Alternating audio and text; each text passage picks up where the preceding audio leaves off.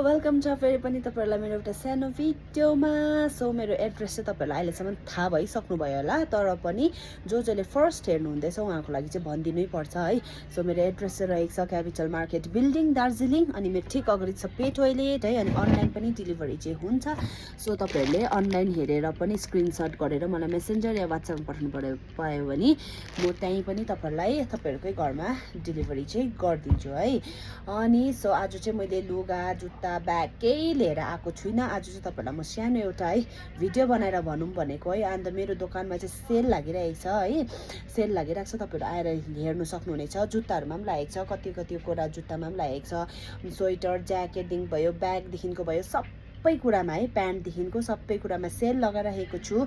Winter clearance sale लगाइरहेको छु। So आएर भिजिट गर्नु होला है।